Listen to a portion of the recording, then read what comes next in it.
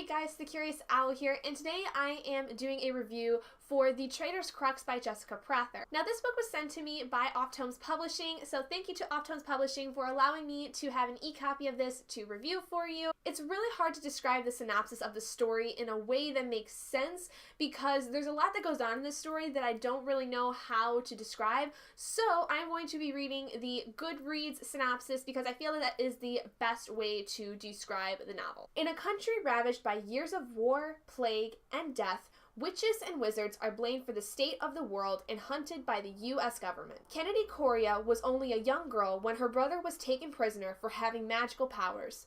Now 16 years old, Kennedy discovers she too has magical powers and must face the facts. The government is watching and they have plans for her.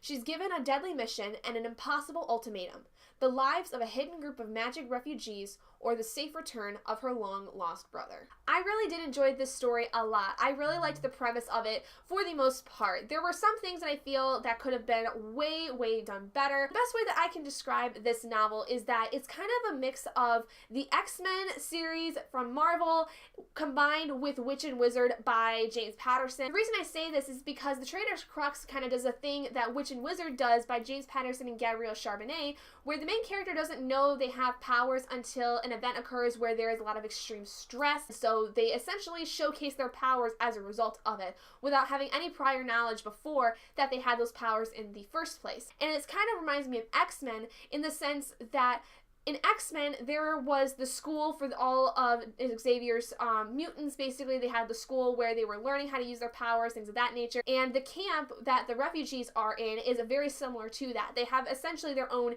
society built up, and they basically teach how to use their powers. I really did enjoy the premise of this novel. Like I said, I thought the plot was really well done. I think that it definitely had a lot going for it in terms of the idea of the story, but I do think that this was a very bare bones kind of story, and the reason I say that is because the novel was so fast-paced to a point where there was so much more that could have been involved in the story that it just seemed to have been glossed over.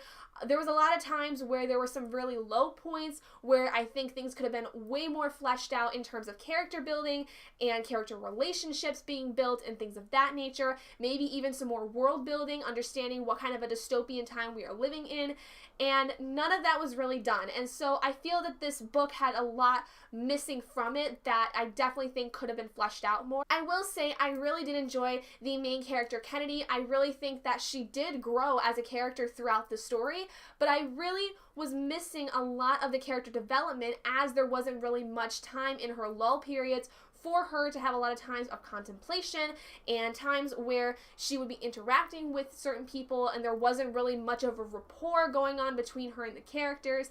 If there was, it was a very minimal, less than a page usually, unless it was with her romantic interest, which I thought that was way too underdone. It was very much an insta-love kind of thing, and I really did not like that aspect of it. I think that that relationship should have been drawn out a lot more, and especially in the kind of scenario that Kennedy is in when she goes to the refugee camp, I would have thought that a lot of the story would have taken place maybe over the course of a year, where it seems as if the story takes over the course of maybe only several weeks, if that, maybe a couple of months, which may do enough for some people, but from my perspective when reading this book, I think it definitely would have been better if this novel would have been stretched out maybe over the course of a year, maybe a couple of years, especially since what Kennedy has to do requires a lot of time and a lot of time dedicated to building trust within the community that she has to infiltrate. That being said, I did still enjoy it a lot. Like I said, I do think this novel has a lot of promise. It definitely has a lot that is going for it, but it definitely needed to be way more fleshed out before it was published. There's not enough there for me to really give a good review on, if that makes sense.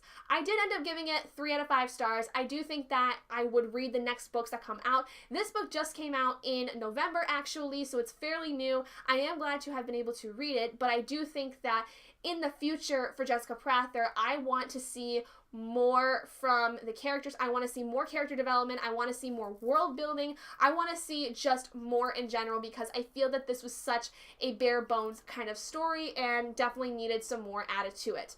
So anyway, that's basically my thoughts of The Traitor's Crux by Jessica Prather. If you guys have read this yourself and you had a different opinion on it, please let me know down in the comments below, as I would love to have a conversation with you about the book. And if you guys did enjoy this video, please do give it a big thumbs up. And if you're not already and you'd like to be, hit that button down below and subscribe to become an owlet in our flock. And I will see all of you guys in my next video. Bye guys!